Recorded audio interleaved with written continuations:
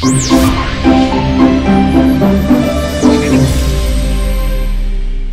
नेपाल जुन एकीकरण भयो, नेपाल एकीकरण भए पछाडि आज जुन स्थितिमा नेपाल गुज्रिँदैछ, खास गरेर नेपाल र नेपालीहरू गुज्रिने स्थितिमा पुग्यो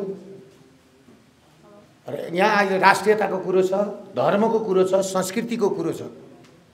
यी कुरा जोगाउनको लागि जुन हामीले विगत 3 वर्षदेखि अहोरात्र खटिरह्यौं, राजाको हातबाट दियो बालेर, र यो आन्दोलन विभिन्न कालखण्डमा विभिन्न आन्दोलन गर्दै यहाँसम्म आइपुग्दा आज हामीलाई सहयोग गर्न, राष्ट्रियताप्रति देश दुख्ने व्यक्तित्वहरू, मभन्दा अब मैले राजनीतिकमा त के भन्नु, इन्द्रका अगाडि स्वर्गको बखान गरे जस्तो हुन्छ। म राजनीतिक व्यक्ति होइन, अब बन्न खोज्दैछु। यहाँ आज बीपी कांग्रेसका अध्यक्षज्यू, सभापतिज्यू, साथै सहअध्यक्षज्यू र अन्य उहाँसँग आउनुभएका अन्य केन्द्रीय सदस्यहरू सम्पूर्णलाई यो देश बचाउने अभियानमा, राष्ट्र जोगाउने अभियानमा एकैबद्धता दिनुभएकोमा म हृदयदेखि स्वागत गर्न चाहन्छु र उहाँहरूलाई म नमस्कार पनि गर्न चाहन्छु र सम्पूर्णलाई नमस्कार पनि। र विगत मैले भन्दै आएको थिएँ, गरिब देशहरूलाई, मान्छे गरिब भएपछि, देश गरिब भएपछि के गर्दा रहेछन् भन्ने कुरो यो अहिलेको सिंहदरबारमा आगो लागेको घटना, सर्वोच्च अदालतमा आगो लागेको घटनाले प्रमाणित गर्छ। र हामी कहाँ रहेछौँ? एसियामा हाम्रो देश कुनै दिन खोज्ने दिन आउँछ। त्यो स्थितिमा हामीलाई कसरी पुर्याउँदै रहेछन् र कसो योजनामा रहेछ, यो त कसैले देखाउनै मानेन, सबै डराउने। र मलाई यो कुरा 13 वर्ष अगाडिदेखि थाहा थियो। गोविन्द केसीलाई किन टिचिङ हस्पिटलमा सुताइयो? उज्जवल फाउन्डेसन, उज्जवल थापा फाउन्डेसन किन खोलियो? त्यहाँ निश्चल खरेल भन्ने मान्छे आएर किन जोडिए? त्यहाँदेखि यता आउँदाखेरि यो देशमा के घटनाहरू घटे र आज कस्तो स्थितिमा देश गुज्रिँदैछ त्यो तपाईहरुले राम्ररी बुझ्नुभएको होला। र खास गरेर गरिब देशहरूलाई धनी देशहरूले कसो गर्दो रहेछ भन्ने कुरो बङ्गलादेशको घटना, मालदिभ्सको घटना र श्रीलङ्काको घटना हेरेपछि पुग्छ एसियामा। धन्नै भारतको लद्दाख पनि त्यो स्थितिमा पुगिसकेको थियो। भारतलाई पनि त्यो हान्न खोजिसकेको थियो। तपाईहरुले कसरी बुझ्नुहोस् भने एकजना इनुस अन्सारीलाई बुख्याचो बनाएर खडा गरिन्छ र लघुवित्त र सहकारीको नाममा त्यहाँ छिराइन्छ, महान मान्छे बनाइन्छ र नोबेल पुरस्कार पनि दिलाइन्छ। लास्टमा लगेर उही मान्छेलाई आन्दोलन गराएर आज प्रधानमन्त्री बनाइन्छ बङ्गलादेशमा र अनि सेना झारिन्छ, विदेशी सेना झारिन्छ क्या बङ्गलादेशमा। हुँदै गरेको देशलाई आज सिध्याइन्छ। बुझ्नुभयो यो कुरा? ठ्याक्कै मालदिभ्समा त्यही हो, श्रीलङ्कामा त्यही हो र नेपालको अहिलेको स्थिति त्यही हो। र त्यसको त्यहाँका इनुस र यहाँका बालेन एउटै हो। कुरा बुझ्नुभयो के? त्यतिखेर गोविन्द केसीलाई बनाइयो, गोविन्द केसीको काम सकिएपछि गोविन्द केसीलाई थन्काइयो र बालेनलाई निकालियो। र यो भिडियोमा निश्चल खरेल भन्ने मान्छेले त्यहाँ हामीले त्यो पनि राखेका छौँ। फेरि सिंहदरबारमा आगो लगाइसकेपछि उहाँले फ्रन्टमा आएर बोलेको छ, निश्चल खरेल होइन बस्नेत त ऊ भइहाल्यो, सबै एउटै टिम हो, एउटै टिम हो, कलाकार पनि एउटै टिम हो। निश्चल खरेल भनेको चाहिँ फ्रिडम स्टुडियो एकाउन्टेबिलिटी ल्याबको सञ्चालक हुन् र जति पनि फन्ड ल्याउने काम गरिरहेछ नि, डलर ल्याउने काम उहाँले नै गरिरहेछ। र उहाँ कहाँदेखि जोडिनुहुन्छ भने उज्जवल फाउन्डेसनदेखि जोडिनुहुन्छ, उज्जवल थापा फाउन्डेसनदेखि। र सबै खेलाडी नै उहाँ हुन्। र उहाँबाट सिंहदरबारमा आगो लगाउने टिमलाई पागल कुकुरलाई ढुङ्गाले हान्छ नि जसरी, त्यसरी हानेर यो देशबाट लखेट्नुपर्छ। अब कुरा बुझ्नुभयो के? र उहाँले के भनेको छ भन्दा निश्चल खरेल भन्ने मान्छेले बालेन ब्रो सिंहदरबारमा आगो लागिसकेपछि बालेन ब्रोले भित्र बसेर बालेन ब्रोलाई धेरै धेरै धन्यवाद भित्र बसेर सहयोग गरेकोमा गर्नुभएकोमा यहाँ आउँछ उहाँ बोलेको। यो फेरि एआईले बनाएको भन्ला नि दुर्गाप्रसादलाई एआई चलाउन आउँदैन नि यो कुरो पनि बुझाउनुहोस्। कुरा बुझ्नुभयो?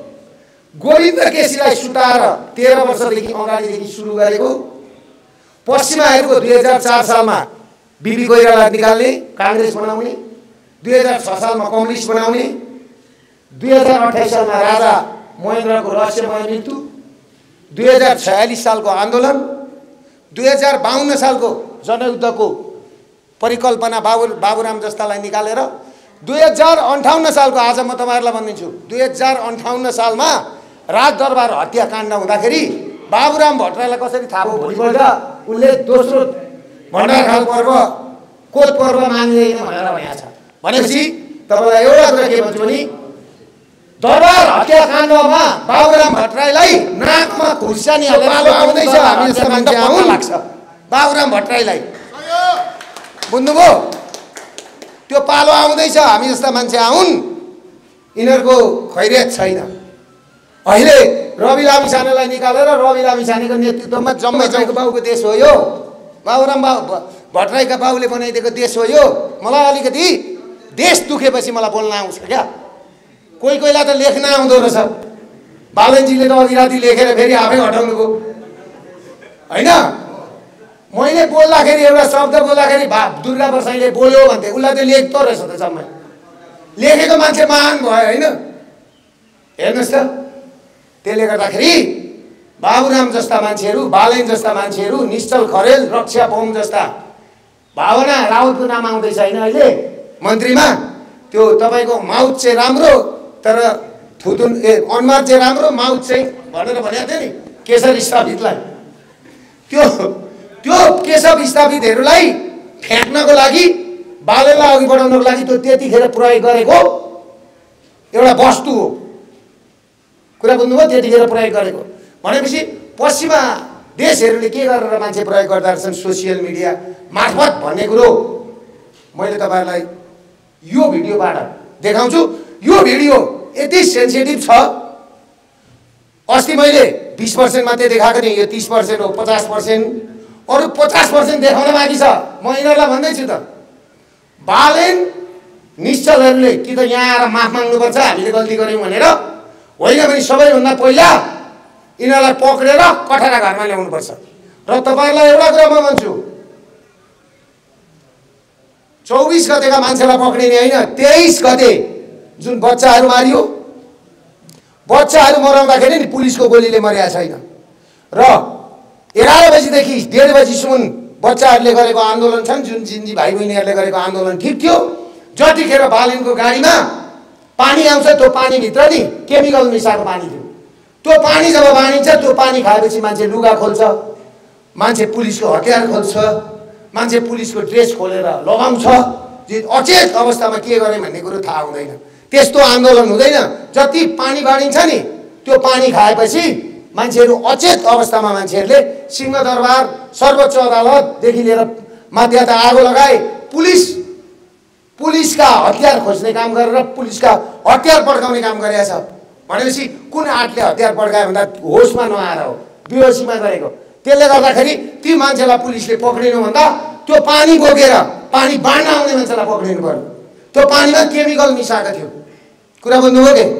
त्यसले गर्दाखेरि तपाईहरुलाई यो आजको भिडियो छ मैले त हेर्नुस् म रौला नरौला मलाई थाहा छैन जसले राष्ट्रको विषयमा राष्ट्रियताको विषयमा कुरो उठाउँछ राजा महेन्द्रको त्यही भयो राजा वीरेन्द्रको त्यही भयो मदन भण्डारीको त्यही भयो गति मेरो होला मलाई पीडा छैन। कुरा बुझ्नुभयो के? जुन हिसाब किताबले अहिले मसँग सोसियल मिडियामा खनिँदैछन् नि प्राइभेट तरिकाले कोही ककससबाट आएको अरे बाहुन छेत्री कोही कहाँबाट ककससबाट आएको अरे ठिकै छ हामी ककससबाटै आयौँ को कहाँबाट आएको अरे आउँ तर मुख नसार्नुहोस् पहिला देश जोगाउँ। देश रह्यो भने नि तपाईहरुले भनेको कुरो पुग्ला हैन। त्यसले गर्दाखेरि तपाईहरु मुख छाड्नुभन्दा पहिला देश बचाऊ। र तपाईले एउटा कुरा के बुझ्नुहोस् भने त्यो हिजो जुन हाम्रो काठमाडौँका मेयर बालेन शाहले जुन सबै देशलाई र सबै पार्टीलाई गाली गर्नु भएको छ नि, किनभने के हुन्छ तपाईलाई थाहा छ, मर्ने बेलामा नि त्यो एउटा किरा हुन्छ नि, पुतली बत्तीमा आएर फटफटाउँछ नि। म दुर्गा माताको भक्त हुँ, मैले भनेको छ नि, मैले भनेको कुरा पुग्छ, हेर्दै जानुहोस्, हेर्दै जानुहोस्। यो देवभूमि हो, यो तपभूमि हो, ऋषिहरूले बास गरेको ठाउँ, ऋषिहरूले तपस्या गरेको ठाउँ। यहाँ कसैले पनि त्रिशूल हान्न खोज्छ भने नि, पशुपति अहिले जिउँदैछ, पशुपति भगवान पशुपतिनाथको मन्दिर जिउँदैछ। यहाँ राजा छैनन्, संविधान छैन, त्यही गरेर बिचबाट फुत्त सुशीला कार्कीहरू आज न आन्दोलन भयो हो कि न उनीहरूले आन्दोलन गरे, बच्चा मारेर कुन बाटो आएको भन्नुहोस्। अहिले आएर चुनाव गरेर चुनाव त केपीले गरिहाल्थ्यो, शेरबहादुरले गरिहाल्थ्यो। हामीलाई 84 को चुनाव 82 मा चाहिएको थिएन नि। अहिले ती बिचरा घाइते भएर नि जेजीहरू, अब मलाई त जेजी भन्दा पनि अप्ठ्यारो लाग्छ, प्रचण्डले भनेर थाले म प्रचण्ड अहिले नयाँ जेजी भएर फेरि पार्टी एकीकरण गर्दैछ। जेजीसँग फेरि एकीकरण गठबन्धन गर्ने भन्छ, उसलाई फेरि गठबन्धन आइहाल्छ। त्यसले गर्दाखेरि तपाईँहरूलाई म एउटा कुरा के भन्छु भने सम्पूर्ण राष्ट्रवादी जेन पुस्ताका जुन 13 वर्षदेखि 28 वर्षभित्रका जुन जेजी भाइ बहिनीहरूलाई पनि र घाइतेलाई पनि यता सकिए हामीसँग सम्पर्क गर्नुहोस्, देश जोगाउँ, देश जोगाउँ। र यो देश जोगाउने कुरामा मैले भने त उता खरीको रूपमा लगाएर मलाई 1000 पल्ट झुन्याउनुहोस्, मलाई 1000 पल्ट थुन्नुहोस्, म थुनिन तयार छु। म सम्पूर्ण राष्ट्रवादी शक्तिहरूलाई, जसरी आज नेपाली कांग्रेस हैन दाइ, बीपी आउनुभयो, शेरचन हैन, शेरचन दाइहरू आउनुभयो, त्यसरी नै सम्पूर्ण राष्ट्रवादी शक्तिहरूलाई, जस्तो केशरबहादुर विष्ट भयो, जस्तो राजेन्द्र लिङ्गदेन दाइहरू पनि आउँदाखेरि हुन्छ, तर अस्ति चैत 15 गतेको जस्तो धोका दिनु भएन हैन। अरू छन्, नेपाली कांग्रेस भित्रै छन्, एमाले भित्रै छन्, माओवादी भित्रै छन्, जो राष्ट्रवादी शक्ति छन्। माओवादीको लडाइँ हेर्नु न, यस्तो छ, देशको गति पार्टीमा लडाइँ छ, यिनले देश चलाउँछन्। यिनको बुद्धि एमाले भित्र त्यस्तै छ, देश गइसक्यो, लडाइँ सुरु भइरहेछ, अनि यिनले के देश चलाउँछन्?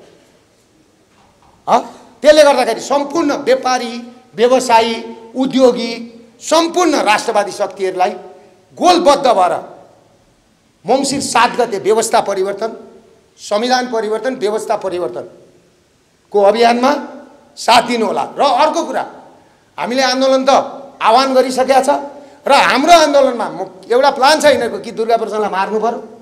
चैत 15 गते नै मार्न खोजेको थियो, अहिले पनि कि दुर्गा प्रसादलाई मार्नु पर्यो, होइन भने घरमा आगो लगाएर या तोडफोड गरेर, अब त अन्त त छैन, सरकारी त जम्मै आगो लगाइहाले हैन, घुसपेट गरेर दुर्गा प्रसादलाई थुन्न सकियो भन्ने छ। त्यसले गर्दाखेरि हाम्रो आन्दोलन अति शान्तिपूर्ण, पूर्व मेचीदेखि पश्चिम महाकालीसम्म मैनो राजमार्गदेखि लिएर नाका सबै बन्द। कमसेकम यो आन्दोलन, यो व्यवस्था परिवर्तन नभइन्जेलसम्म देश जोगाउने उसमा आज नालापानी किल्लामा जसरी चेलीबेटीहरू हिजो हाम्रा पुर्खाहरू सुत्केरी जिउ लिएर लडेका थिए, त्यसरी नै आज यो देश जोगाउने बेलामा भोकभोकै लड्नुपर्ने छ। यो व्यवस्था परिवर्तन नगरिन्जेलसम्म कसैले पनि बाटो नछोड्नु होला, कसैले पनि काठमाडौँ उपत्यकाका मान्छेहरूले सटर बन्द गरिदिनु होला, दोकान बन्द गरिदिनु होला। हामी एकदम विनम्र तरिकाले अनुरोध गर्दैछौँ, किनभने हिजो 16% को ब्याज त मेरै लडाइँले तपाईहरु व्यापारीहरुको आज 7% मा आएको छ। भोलि यो व्यवस्था परिवर्तन भयो भने तपाईहरुलाई 5% मा पैसा दिलाउने काम दुर्गा प्रसाईले गर्छ, दुर्गा प्रसाईले गर्छ। त्यसले गर्दाखेरि तपाईहरुको साथ सहयोगको अपेक्षा गर्दै तपाईहरुलाई यो भिडियो हेर्नुस्। यो भिडियोले के दर्शाउँछ र त्यहाँ गएर निश्चल खरेल भन्नेले हरियो भेष लगाएको छ, त्यसको तपाईको त्यो तल लिंक पनि राखिदिएको छ, गएर हेर्नु होला। र यो राम्रोसँगले नेपाली जनता विश्वभर छरिएर रहेका नेपाली र सम्पूर्णलाई बुझाइदिनु होला भन्दै बिदा लिए। नमस्ते।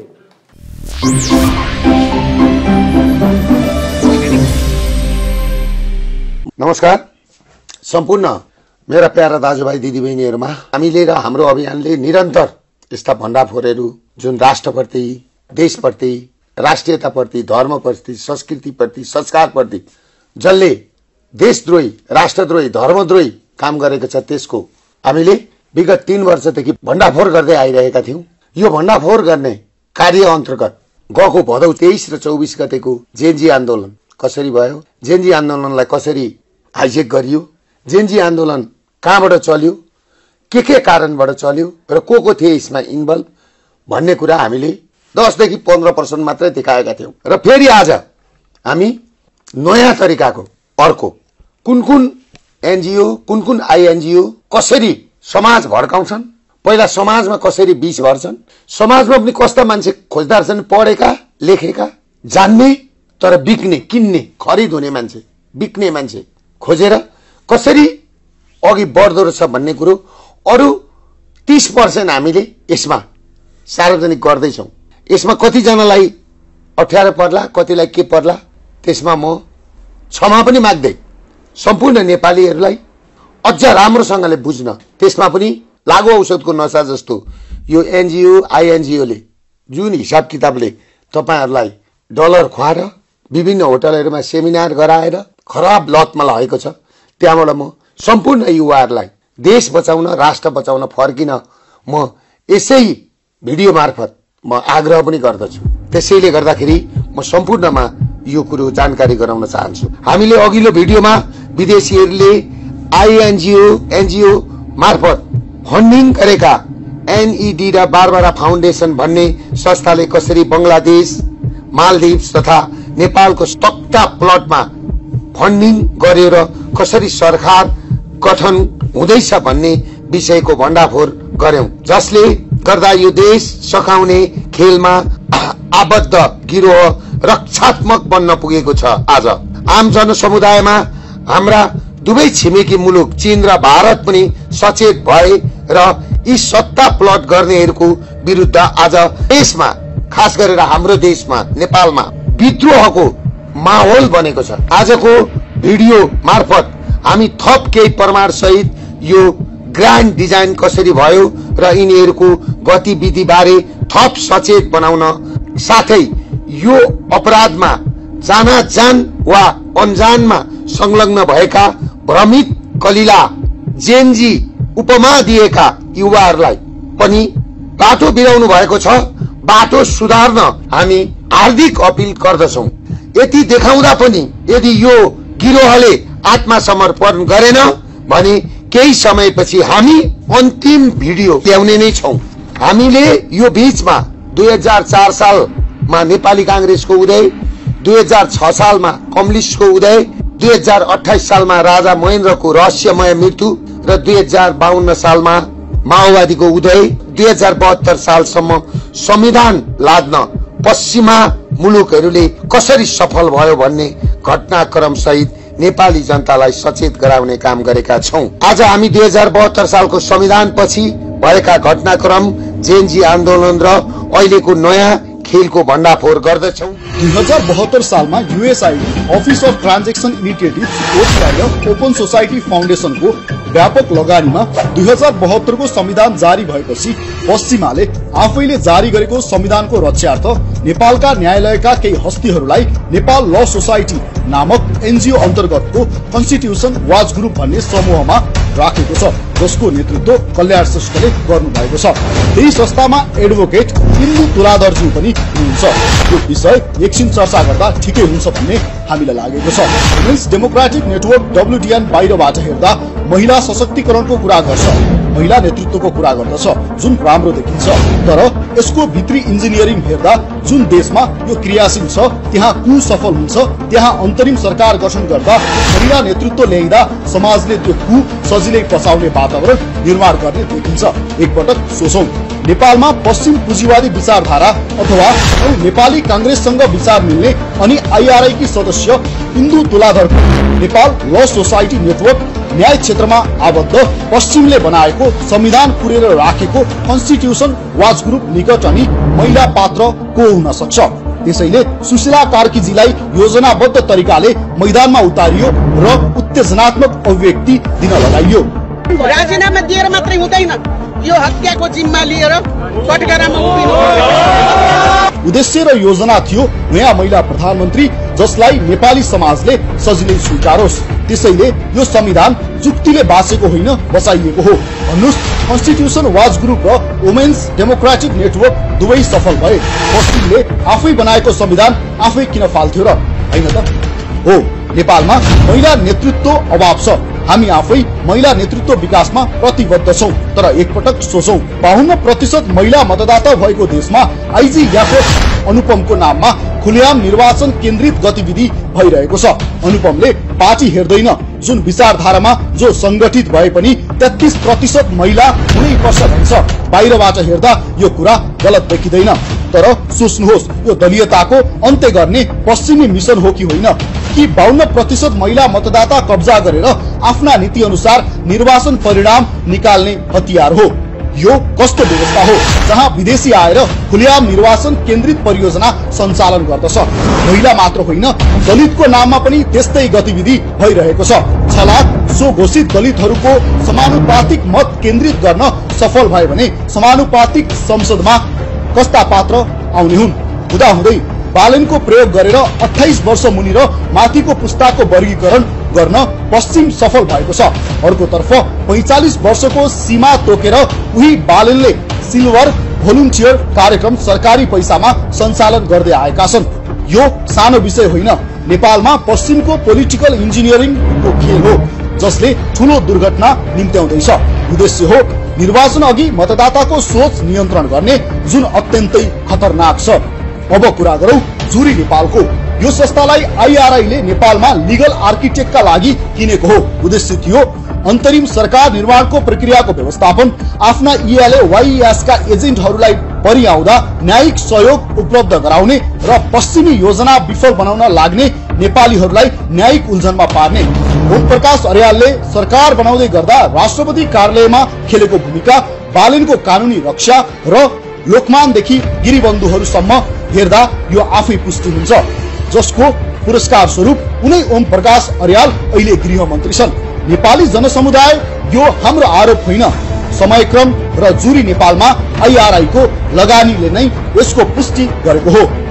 अब हामीले एनईडी भन्ने संस्थाले यो सत्ता पलट किन, कसरी र कहिले सुरु गर्यो भन्ने विषयमा तपाईहरूले बुझ्ने गरेर देखाइदिँदैछौँ।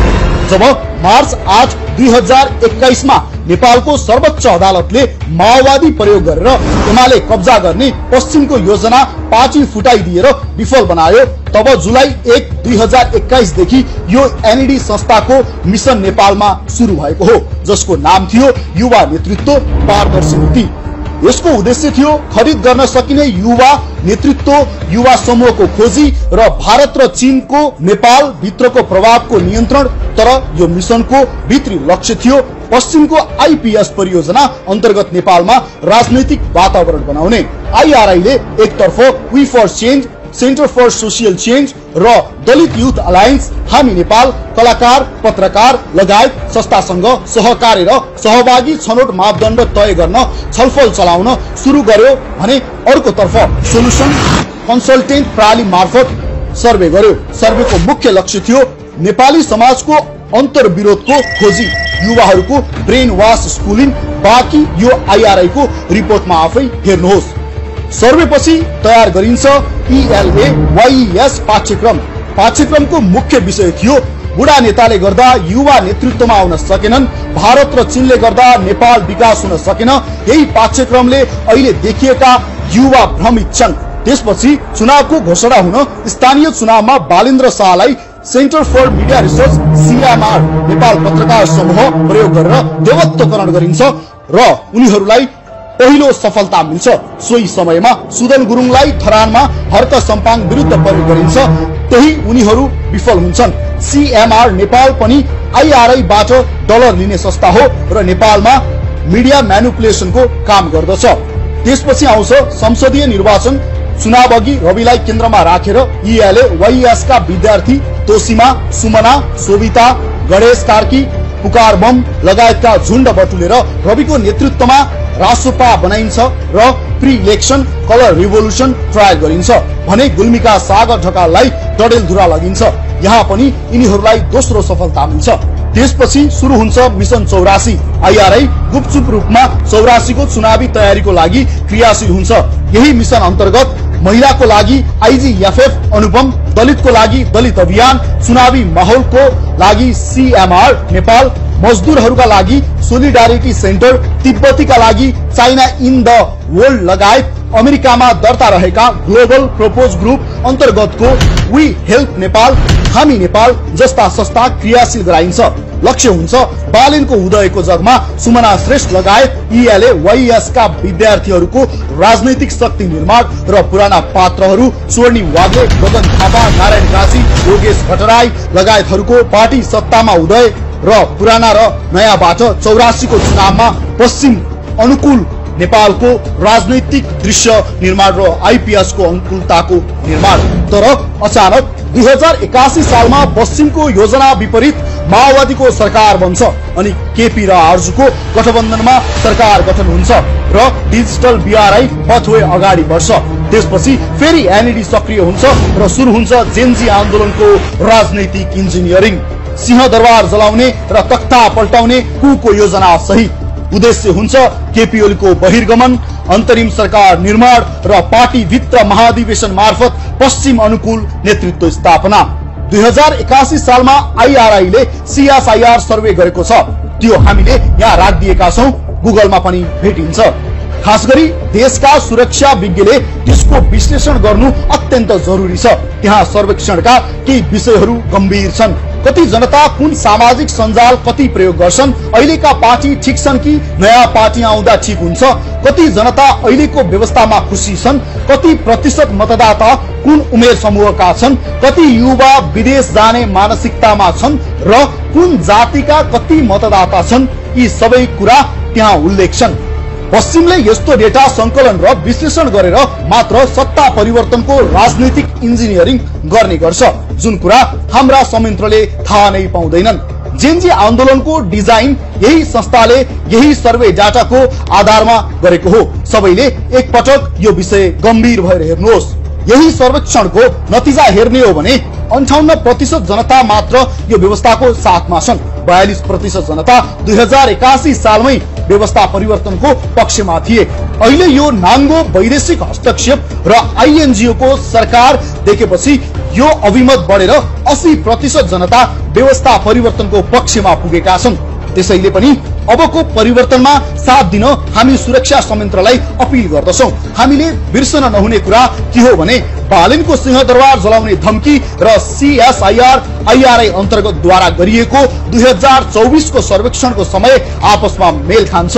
3 सेप्टेम्बर 2025 मा सकिएको केपी ओलीको चीन भ्रमणमा भएका हरकत, हुवाईलाई नेपाली टेलिकमको बिलिङ सिस्टम ठेक्का लगायतका कारण र पश्चिम यापहरूको प्रतिबन्धको प्रतिशोध दिन भाद्र 23 र 24 गतेको अपरेसन गर्न एनईडीलाई सजिलो भयो।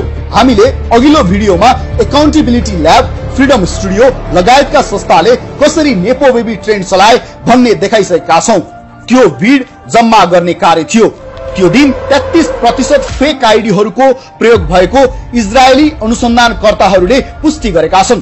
नमस्ते युवा साथीहरू, मेरो नाम निश्चल खराल हो र म फ्रिडम स्टुडियो को संस्थापक हुँ र यो संस्थालाई नेतृत्व पनि गर्छु। फ्रिडम स्टुडियो एउटा यस्तो सामाजिक संस्था हो जसले चाहिँ युवाहरूको आवाजलाई बुलन्द बनाउनको लागि सशक्तिकरणको काम गर्छ, युवाहरूलाई चाहिँ इम्पावर गर्ने काम गर्छ र हाम्रो नितान्त भनेको युवाहरूलाई सशक्तिकरण गर्ने, युवाहरूको मन हौसला अगाडि बढाउने र त्यसमा परिवर्तन गर्ने।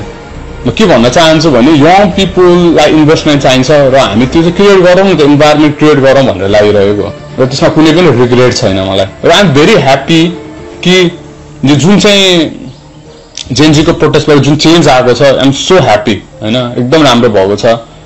एकदम अमेजिङ उदाहरणहरू देख्न पाइएको छ होइन, जसरी कोअर्डिनेसन भयो। I am so happy that Balen did amazing coordination होइन, उसले इन्डाइरेक्टली बसेर भए पनि यो प्रोसेसलाई फेसिलिटेट गरेको छ। So happy to have some hope like him, जसले चाहिँ परिवर्तनलाई नेपाली जनतासम्म पुर्याउन सक्षमता राख्छ। 23 गतेको लागि इएलए वाइएस का विद्यार्थीलाई भने डिस्कोर्ड चलाउन भीड परिचालन तथा व्यवस्थापन गर्न पूर्व तयारी गराइएको थियो।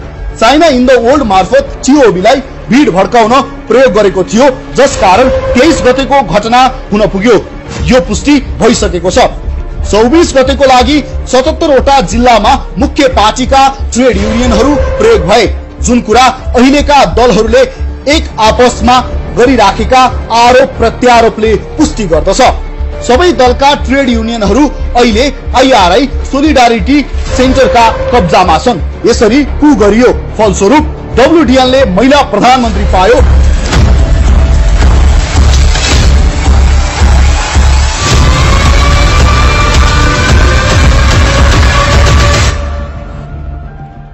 जुरी नेपालले गृह मन्त्री पायो, बारबाराले संचार मन्त्री पायो। यो सरकारले दुई काम गर्यो।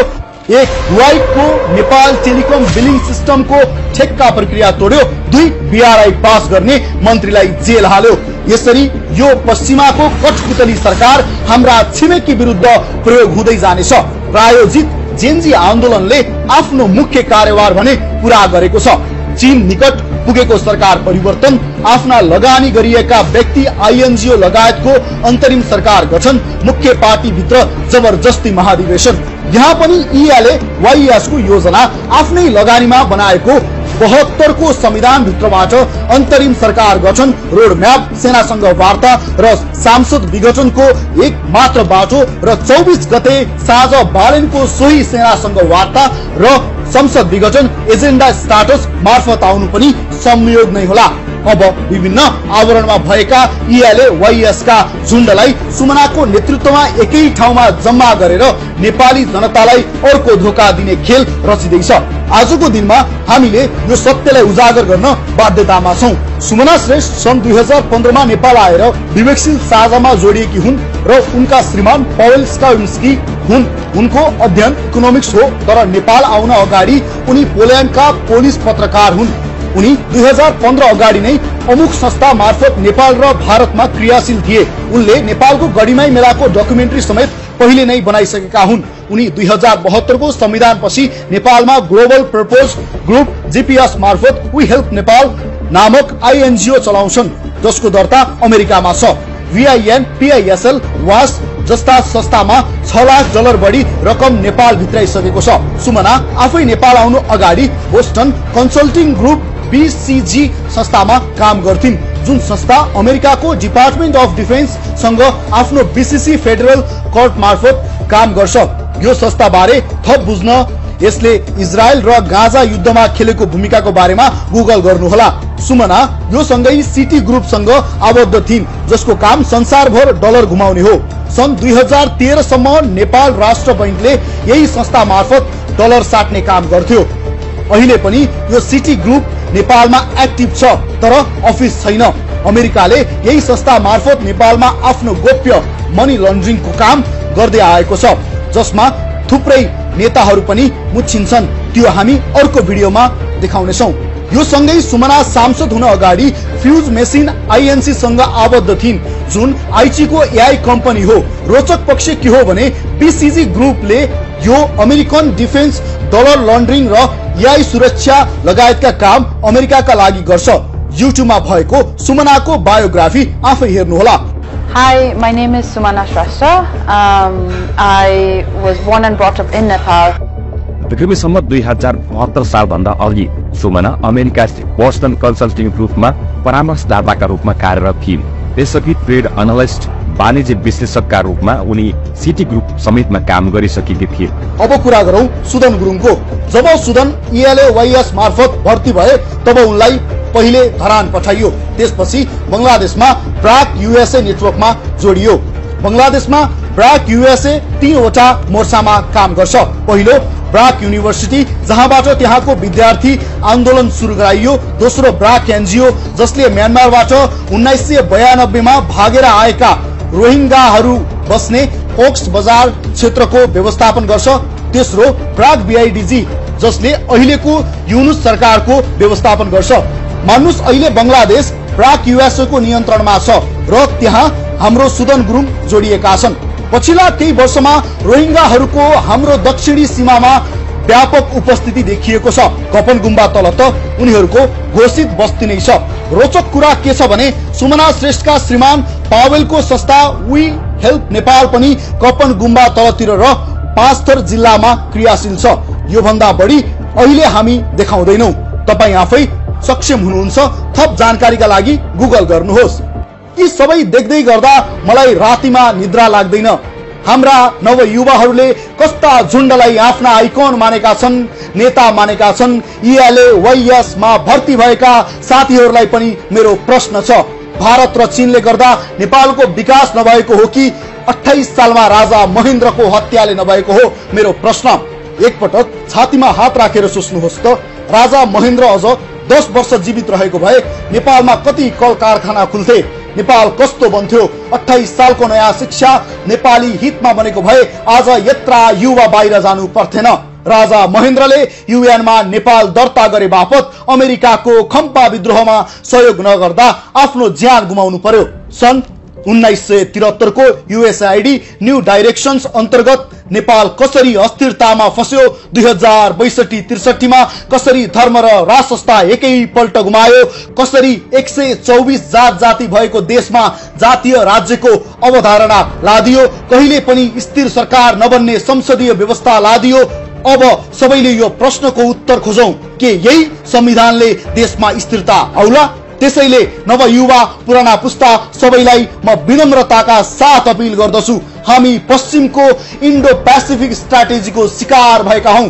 46 मा राजा जानु, 52 मा जनयुद्ध हुनु, 58 मा राजा मारिनु, 62-63 मा अन्तरिम संविधानमा धोका दिएर राष्ट्रसत्ता र धर्म सधैँको लागि अन्त्य गराइनु, 72 मा अस्थिर व्यवस्था लादिनु र अहिले त्यसैको जगमा आफ्ना एजेन्टहरूलाई राज्य सत्तामा पुर्याएर चुनावको नाटक गरेर सदाका लागि नेपाल नियन्त्रण गर्नु पश्चिमको ग्रान्ड डिजाइन हो। आइपीएस भनेको अमेरिकाको एसिया नियन्त्रण गर्ने परियोजना हो, जसको लागि भारत र चीनलाई नेपाली भूमि प्रयोग गरेर नियन्त्रण गर्ने योजना हो। आफै कल्पना गर्नुहोस्, नेपालबाट यस्ता गतिविधि सञ्चालन हुन थाले भने दुई महाशक्ति बीचमा रहेको निरीह नेपालको के हविगत हुन्छ? नेपाल सकिन कति मिनेट लाग्ला? अब प्रश्न उठ्छ। यत्रो आर्थिक गतिविधि भइरहँदा नेपालको अर्थ मन्त्रालय र सुरक्षा संयन्त्र काउन्टर इन्टेलिजेन्स के हेरेर बसेका छन्? हामी अर्थ मन्त्रालयका सहसचिव मधु कुमार मरासैनी र उपसचिव नारायण ढकाललाई प्रश्न गर्न चाहन्छौं, तपाईहरू के गर्दै हुनुहुन्छ? यसभन्दा बढी कुरा हामी यस भिडियोमा खोल्दैनौं। सुरक्षा संयन्त्रको कुरा गर्दा पश्चिमको राजनीतिक इन्जिनियरिङ बुझ्न सक्ने जनशक्ति र विज्ञ नेपालमा देखिँदैनन्। उहाँहरूको विश्लेषण, गतिविधि र निष्कर्ष सुन्दा हामीलाई लाग्छ उहाँहरू सतहमै रुमलिनु भएको छ। यो देश बचाउन उहाँहरूले ठूलो चमत्कारिक ज्ञान हासिल गर्नुपर्ने देखिन्छ, तर पनि हामी उहाँहरूप्रति सम्मान नै राख्छौं, मानौ हामी नै देशका दुश्मन हौं। साथी हो, नेपालले शक्ति राष्ट्रको सैन्य रणनीतिमा फस्नु हुँदैन। अब यिनीहरूले नै ब्याक गराउन सक्ने अन्तरिम नेपाली शक्ति नै राष्ट्रसत्ता हो। हाम्रो एउटै निष्कर्ष छ, नेपाल जोगाउने हो भने हामीले आह्वान गरेको अन्तिम मौलिक विद्रोहबाट पश्चिमाको यो षड्यन्त्र परास्त गर्न सकिएन भने नेपाल भन्ने देश रहँदैन। देख्नुभयो तपाईहरुले यो सरकार कसरी बनेको रहेछ, यो देशलाई कहाँ लगिँदै रहेछ र सुशीला कार्कीको सरकार कसले बनाएको रहेछ। सबै यो गोविन्द केसीलाई अनसनमा सुताएर गोविन्द केसीको जगमा बनेको उज्जवल थापाले नेतृत्व गरेको विवेकशील पार्टी र उज्जवल थापा फाउन्डेसन, एनईडी साथै बरबरा फाउन्डेसन लगायतले आज यो देशमा वितण्डा मचाएको छ। त्यसले गर्दाखेरि यो सरकारलाई हामीले चाँडै विदा गरेर नेपालीहरूको सरकार, नेपाली भूमिको सरकार, नेपाली माटो सुहाउँदो सरकार, राष्ट्रियता जोगाउने सरकार बनाउनु छ। साथै अरु पनि प्रमाणहरू हामी आन्दोलन